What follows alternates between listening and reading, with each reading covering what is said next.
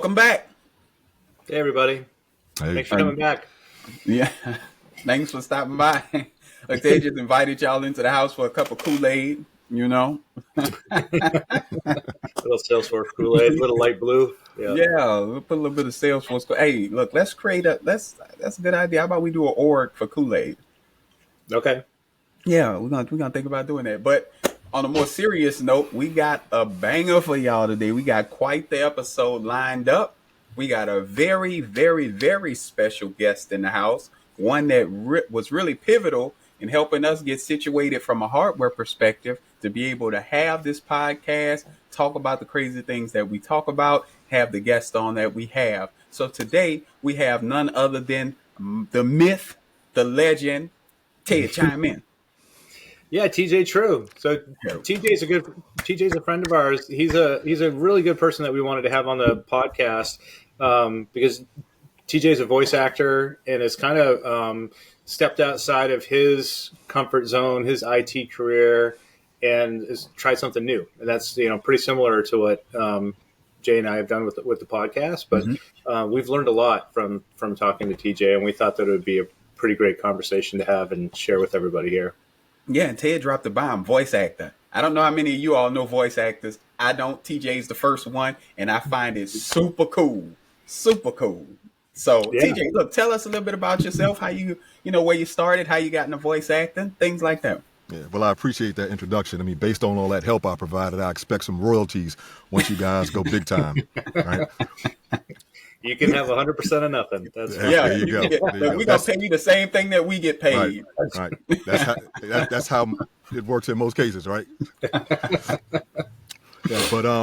Yeah. So I've always been told my whole life, okay, you've got a great voice. I'm not a singer or anything like that. You don't want to hear me sing. But probably 15 years ago, back when I was living in Maryland, there was a show, and I'm going to date myself here, called Entertainment Tonight. I don't even know if it's still on anymore.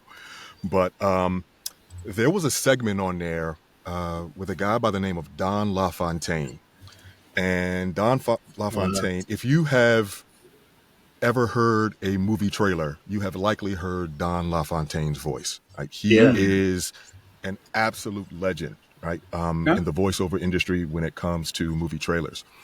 And this segment was just on his life, so he basically 8:00 in the morning when he woke up, there's a limo outside waiting for him, driving him around to various studios, goes in, does his thing. Wow. Gets back in the limo and then heads to the next studio, right? And this guy's pulling in a 7-figure salary. You wanted to do that for the limo. Yeah, exactly. I know, right? Be driven around, right? But I just thought it was so cool that you could do something like that, right? That you could, make money, with your voice in that way behind the screen. So, I started to look into it, but the situation wasn't really conducive to me being able to do it where we were at in Maryland. Had a little bit of a smaller house. Kids were younger, so finding the time to do it just wasn't working. Yeah, and it wasn't until we came to Maine that with the kids being older, I've got a little space that I was able to carve out that my wife so graciously allowed me to use in our closet. To pursue the dream that I didn't Shout out know to Jordine, that I had. right? Exactly. Yeah. So that's really kind of how the idea began to be fostered in my mind. And I thought, why not give it a shot and see what transpires. Okay, cool, man. That's quite the thing. Not everyone really takes action to follow their dreams. A lot of times folks get caught in a situation, they get comfortable in that situation, and that dream just remains a dream. But you're someone that actually took action, took the initiative, stepped out of your comfort zone to go and do something that you really wanted to do, that you really loved, that you had saw quite some time ago. Yeah. And then come back around and say, look, I still have that itch. I still want to be driven around in limos. Don't have to pay no gas money. I'm with it. So I'm going to give it a shot. Right. That's cool. So with that being said, the voice actor, like what's the coolest thing about it? Like what now that you're in that space, in that industry, what's the thing that you enjoy the most, that you think is just, oh man, this is just totally awesome? I think being able to provide exactly what someone needed, right? Some of the greatest compliments that I get Hmm. are, man, that's exactly the voice that I had in my head, Mm-hmm. right? When you can provide someone with exactly what they're looking for, bring their character to life, right? Or their commercial, or whatever it is, that joy and excitement, right, from them being able to realize a piece of their dream, right? Whether again it's a video game character, or you're promoting their product, or it's a promo, whatever the case may be, being able to step in and be the voice that they were looking for to accomplish whatever their goals or whatever their dreams are. That to me, that's the best part, right? Okay. Yeah, that must make you feel good. Yeah, it does. It does. That, Because that could be hard because it's kind of like finding your voice, finding the voice for that each project, Mhm. and it could be very different sort of thing. So you really have to be pretty creative and try different approaches, I would imagine. Yeah, I do. So there's live directed sessions where you've got someone on the other end that's telling you what to do. Hmm. I don't do a ton of live directed sessions, so a lot of it is okay. I'm going to do a couple of takes for you. You let me know what you think about it. Mm-hmm. And by Yeah. and large, what's provided is, hey, that's great, that's perfect. Again, it's exactly what I was looking for. But then it gives me also the opportunity to extend myself. I've done a variety of things that I never thought that I would do, Mm. and that's also satisfying, right? Being able to step into this industry and learn something that's completely foreign to me, right? Whether it be the technology associated with it, or the acting techniques that go along with it, or the business related side as well.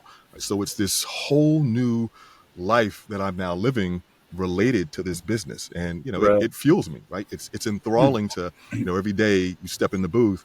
Okay, there's going to be something different. There's going to be something new. I get Yeah. an opportunity to challenge myself.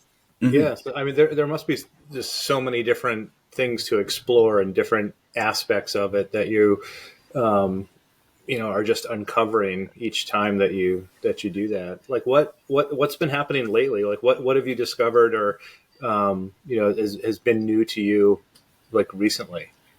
I've I have started to try to do dubbing work, Oh, which is from an anime perspective. Mm-hmm. Watching the techniques and the strategies that are used to do that, it's not easy, right? They're called voiced artists for a reason, right? I mean, there is an art to hmm. conducting some of these activities. So trying to now delve into that area and really embrace from a character perspective, who I Yeah. need to become. I'm an introvert by nature. Mm-hmm. But I've had to switch and be something different, right? Whether it be at my day job or what I'm doing for voice acting. So again, it allows me to stress myself in a way that I didn't think possible, but that's good, right? And I think all of us need to have that experience and opportunity where we jump into something that you've never done before, because Right. it's extremely rewarding. Yeah, and you said dubbing. Oh wow. Yeah, So if, you're right. That is pretty much acting for the most part, because to yeah, the point that you made, you have to take on that character because that character is defined. If you're Hmm. coming right. in the dub, that means that character is kind of defined. They've already ran through the episodes. It's published maybe in another geographical area, That's right. and it's in another language. So now they want to say bring it over to the U.S. They have to dub it into English. Wow.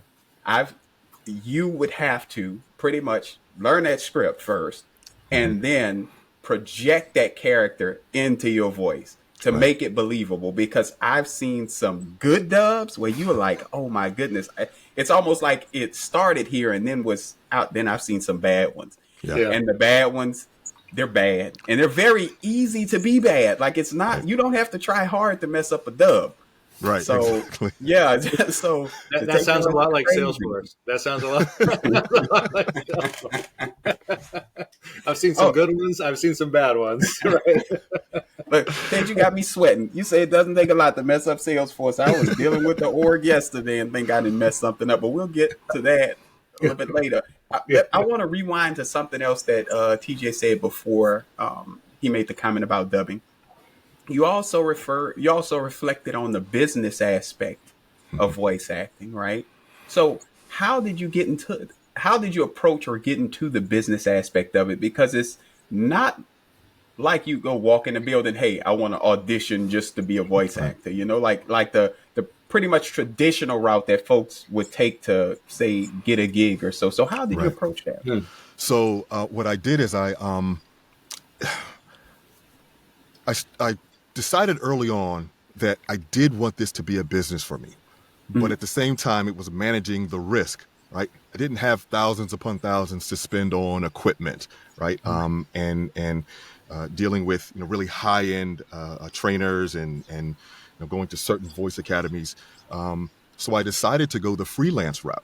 Right. Mm-hmm. So I got on platforms like Fiverr and Upwork to really try to hone my skills. Right. I bought some entry level equipment, and that's how I began my process with these very small jobs, right? That I Mm-hmm. had an opportunity to do, and then I began to be successful in regards to that. And I really measured my success based on the fact that okay, the customer was happy, right? Mm-hmm. And then I began to build on that, determining varying levels of success. Okay, well, I've made this amount of money this particular month. I've done this type of project because Mm-hmm. it can be very daunting when you first get in. I've known Sure. many folks who they want to give it a try, but you're not getting any work. Um, so it becomes disheartening. It took me like 3 months to get any kind of work, and it was a little movie recap that you see on YouTube, right? So I, I, Yeah. I did one of those, and the audio was terrible, right? But it was my first attempt at getting Mm-hmm. something like this done. Um, and when I was able to do things like that, okay, I began to build my portfolio, right? And that was really the key, is to have a breadth of work that I can take to someplace else. And once it Mm-hmm. got to the point where I felt okay, it was polished enough Hmm. that I wanted to share it with the world, then it was okay, I'm going to now put a website together, right? And then start to advertise myself in that regards, Mm-hmm. so that people, when they come in to my website, they can see, okay, this guy's legit, right? Not Mm-hmm. only is the website, but I've got a social media presence as well, which I, again, being an introvert, I'm not a big fan of social media, but I realize, right, in the day and age that we live in, that it Yeah. is crucial, right? Because that's really Part of the it. the Yeah. manner in which people are going to determine, hey, are you a legitimate individual or a legitimate business, right? So that was really how I moved into getting to the business side. It was really building that portfolio of work that I could then present to folks or present to potential Cool. customers. Man, TJ, I mean, it's just so impressive to hear you talk that through. I mean, not only do you sound great, but I mean, just your whole thought process and the way you're organized, like it really, I don't know, it gives me a lot to think about with what Jay and I are doing and that sort of thing. Is there people in the that you learned from, or like in the industry, or anything like that that helped you out, or Yeah, I will certainly give a shout out to my voice acting coach, or one of them, Anthony Pica, who, Mm-hmm. he's his experience was just like mine, right? And that's what really drew me to him. Hmm.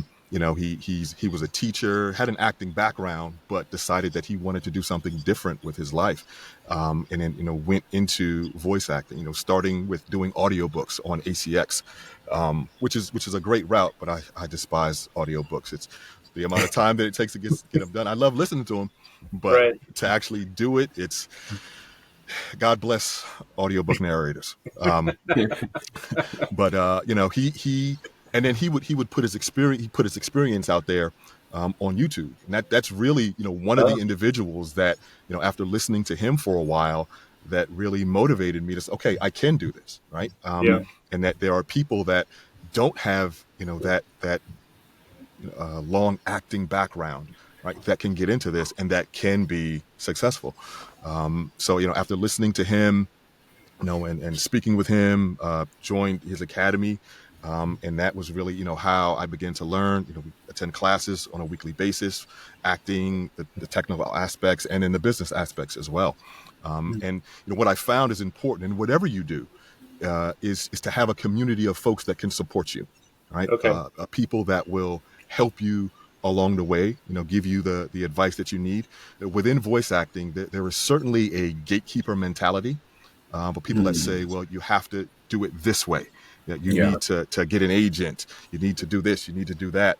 And all those things are good, right? And it's a route that you can go, Yeah. but it's not the only route. I'm also balancing my job, my full-time job, right? So in the evenings, it's all about voiceover, but it gives me the opportunity. The way that I approach it gives me the opportunity to come in at my speed, right? And not be overwhelmed with trying to run this business, as well as doing the other things that I need to do, as well as my family responsibilities, which are always going to come first. Yep. So, the manner in which I came in was comfortable for me, and again, still allows me to do what I want to do, and have some successes, right, out of the Yeah, process.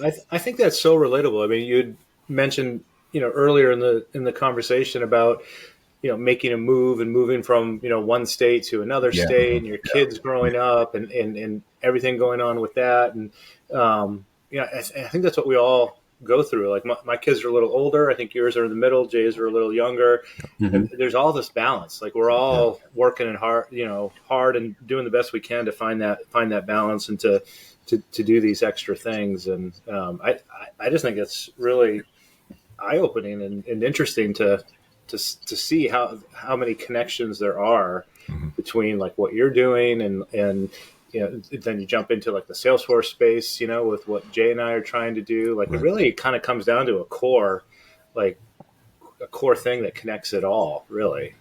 Yeah, and I think. and TJ said something too that I think is a nugget, and I don't want it to get overlooked by some of the viewers. He talked about the different processes for getting to where you're going. He talked Yeah. about the voice acting. You need an agent. Right. That's one way. Then he talked about an alternative route that he took that allowed him to go at his own speed. Right. And Yeah. I would say that has allowed you to be successful, not only as a voice actor, but as a dad, as a father, as a husband, and some of those other things, because it allows you to have balance. And in everything we do, there needs to be a balance. Because when you get out of balance with anything, when you're out of balance, the results are going to suffer. So I don't want that to be missed by our viewers, no matter what you're doing, whether it's learning Salesforce, learning to fly a plane. Definitely be balanced if you learn to fly a plane, or whatever. Please. Just make sure that you catch that nugget that TJ gave us. So that was an awesome nugget, TJ. Thank you for that, my friend. I'm definitely going to continue to apply it, no matter how many times Ted tells me you better get that Salesforce certificate or else, So no. I get a bad reputation. But back on a serious note, you talked about the presence of social media, right? And how it's pretty much transformed the way that advertising works, right? If you have a phone, you can pretty much do self adverts all day, right? Yep. But at the end of the day, that still isn't the only way to reach customers or to, find potential opportunities. And that was my plug for Ted to come in, bop, bop, bop, and tell us how Salesforce can help in that space. With regards to prospects and things like that. So Ted, the floor is yours, my friend. Come on now, break it down. Do we get like, if we bring business in, do they give us like a kickback or something? Yeah, no, I don't think so. Oh, we might skip that segment. You know what I'm saying? No. I mean, like at its core, right? Like Salesforce is helping you stay organized with who your customers are, who your prospects are, who your partners are, how frequently you're staying in contact with them. And then you kind of, add on any of the data points that are important that kind of define who those people are, that you're trying to target or work with.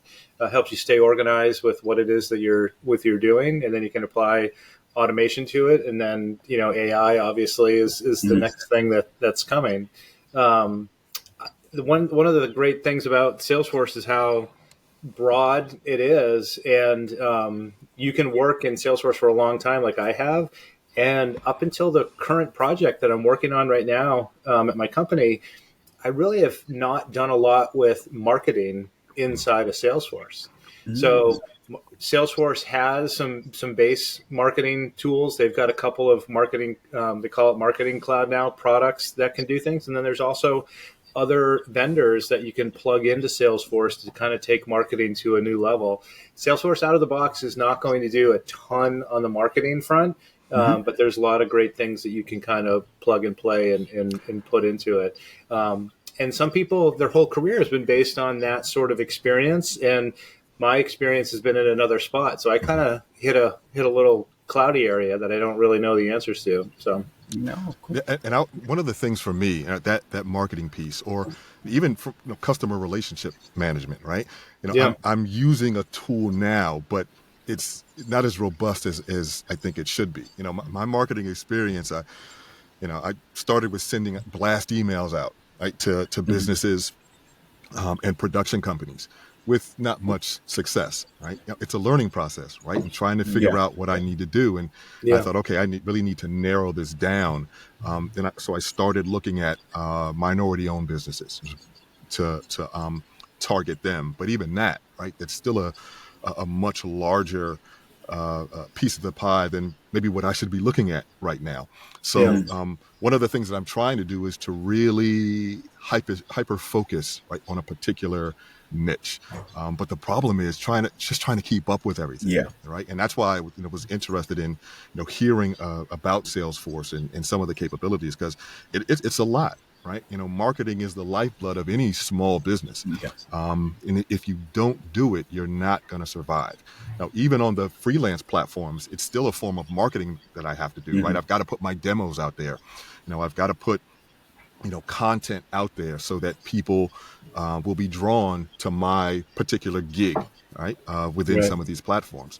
Or if I'm auditioning, right, that's a means of marketing, right? So I have to do these things to continue to put myself out there so I can have, that steady stream of income related to the business. But it can get overwhelming to track that stuff. And having the tools to help you do that is extremely beneficial.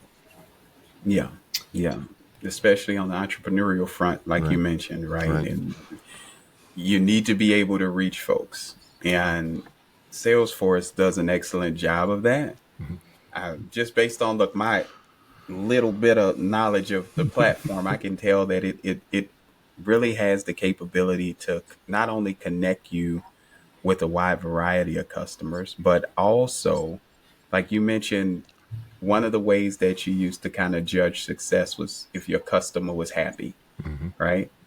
And I mean, we do that in the business world too. I want to say it's called Net Promoter Score or something like that, NPS. It kind of tells us how successful we are with the customers, So, and I don't know if Salesforce has something like that. I'm almost sure that they should have something like that. If they don't, I'm going to try and develop something for them like that as a potential add-on and see if I can get some of that Salesforce money. But I do think that it's a potential avenue to pursue to help with that marketing campaign. And I know a guy who knows a bunch of guys and a bunch of women Who's that? in the Salesforce ecosystem. That guy just happens to be on this podcast. That's true. That's true. true. That guy, look, so we're gonna give some action items out. We're gonna put the onus on that person. I'm not gonna say no names. It's three of us. I'm not throwing no names out here. But we're gonna put the onus on that person to connect you with somebody who could potentially give some guidance on the marketing aspect of Salesforce. That's true. That's true. Yeah, I think probably the podcast call right now is not the place to unpack requirements, but yeah, we can have a conversation about what it is that's most important, right? Because that's a pretty broad landscape, and so where is it that you're at? What gaps and are you currently having with what you're doing, and then what are the most important things you'd want to be able to do next, and that'll help kind of narrow things down to try to figure out what the next step would be for you. Yeah, for sure, we could do that. Yeah, cool. That Awesome. sounds great. Definitely wanted to throw that out there. I didn't want you to come on, talk about the challenges you have, and then we'd be like, "Oh, okay, bye." So Right. what happened this time on Sales? No, Right. we're not Right. doing that. Leave me hanging out here. Yeah, Right. no, definitely not leave you hanging. But look, so I got a fun question. I Mm-hmm. know we've been talking about a lot of business stuff. That's all cool, but I like to mix fun into everything that I do, man. That's just my personality. Voice acting. If you could voice any Marvel character, who would it be? I mean, I go with the obvious, right? You know, Black Panther, Yeah, right? Yeah, that's the easy one, right? But you know what? Um, I think my voice lends itself well to the villain. All right. So, oh, you know, someone like a, you nice. know, like a Thanos, right? I think I'd like Yeah. to voice a character like that. Um, you know, I'm a child of the '80s, so Mm. you know, I grew up watching Transformers, which was my absolute favorite cartoon. Yeah. You know, so a character like Megatron, right? Just love That'd be to you know great. to voice a character like that as well. Okay. You know, some of these, you Like, know, iconic childhood characters that I grew up with. So have you had like gigs where you've had to take on like kind of a funny voice or like an accent or or something like that you had to kind of like, oh man, how am I going to pull this off? Oh yeah. So I did a video game called Figment. Was it? Yeah, Figment 2 Creed Valley, where the character goes through. It's supposed to be this dreamland. So the client asked me to come up with just the craziest customer voice that I could, or craziest character voice that I could implement. So, Oh you know, wow. I went way up nasal. You know, and I've got a lot of nose, so there's a lot of nasal, right? That I was able to pull this voice out. Um, and I would have to say that it's probably one of the at least for me, right, just one of the funniest things that I've done, right. But again, it allowed me to do something that I didn't really think I had in me to Right. do, So and what'd it your was fun. family think of that, TJ? Oh man, the kid, they love to get on me about my voices, right? Because you know I'm always walking around the house talking to myself, right? Because Yep. I'm practicing a line or working on a character, and you know they've gotten used to it now. But you know it's just to look at me. It's just that's just our dad. Just ignore him, you know. That's awesome. so those conversations are pretty interesting when they bring their friends over and you're just walking around because I Right, got walking to around talking, like, or in the car with the kids, and I'm you know yeah, saying something. That's It's perfect because just yeah. that's a dad's job, is to embarrass their Oh kids, yeah, right? So yeah. that's fantastic. Yeah, and I never thought I'd be that dad, but now I don't care. I actually get enjoyment out of embarrassing my kids. It's great. Yeah. That's well, look, I got something to look forward to right now. I don't know. I don't know. We'll talk about dad stuff another day. But speaking of dad, I do have my shirt on. I The know you man, the do. myth, I, the I legend, see. dad. I So see. yeah, I had to represent for all the dads out That's there. right. You That's know. right. Every father should have one. Should have a shirt Yeah. like that. So TJ, Hmm. as I can imagine, it's probably a trillion people out there that need voice acting services, businesses that need voice acting services. If that is the case, how can folks connect with you to get that done? Yeah, great question. Yeah, you can visit my website, www.tjtrueh.com. And True with an ATRUEH or TJTRUEH.com. And then reach out to me via email. I've got a button. You could hire me right now, right? If you're ready to go on your project, or reach out to me. If you've got any questions about the process or you want to talk through it, I'm more than happy to sit down with folks and talk about meeting their needs and getting their projects completed. Awesome. Yeah.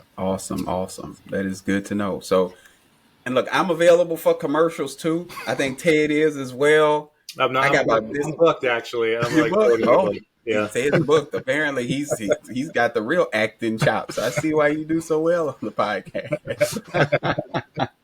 All right. So look, like I said, I like to throw some fun stuff in there. I got a good one. How did you and Ted meet? Because I know we have an interesting story, and it looks like everybody who meets Ted has an interesting story. So I want to know, how did you guys meet? So it was actually through my wife. Prior to us moving to Maine, she was working with Salesforce, and when we talked about making the move, she reached out to the head of the user group of Salesforce Maine, This and guy. this Yeah. guy Ted was, and they kind of developed a relationship from there. And when we got up here, we got an opportunity to get to know him, his lovely wife and kids, and that's kind of how we built our relationship. Yeah. Oh man, that's pretty cool. Yeah, that was cool. I used to lead the Portland, Maine ad like Salesforce group. Is the only Salesforce group that's in Maine, and Jordine reached out, and we just kind of she was looking to make some connections and stuff, and we just kind of got to know each other, and I tried to help her out and so forth, and we just became friendly. And so when the Truehs moved up and made it to Maine, it was actually like pretty close to COVID started, right? So we were able to get together, and then things were put on hold with all COVID stuff happening. But I mean, we're not necessarily neighbors, but I mean, we're only like a half an hour from each other. So yeah. Huh? All right, I'll be looking for the plane ticket. Just go ahead and expense that to Salesforce, right? Yeah, not there yet. Not there yet. Working on it, But look, with that being said, guys, I think that kind of brings us to the end of the episode. I want to thank you, TJ, for stopping by, kicking it with us, telling us how awesome it is to be a voice actor, making us second guess our career choices, obviously, because there's no limo. It's just 2 kids, a wife, and a podcast. Yeah. So, no limo for me yet. I'm still taxiing folks back and forth. So maybe one day. Yeah, thank you, TJ. This has been a really great conversation. I think the audience will super love it too. Yeah, I appreciate it. Thank you guys for having me on. And with that being said, we're out. Signing off. Thanks, everybody. Right.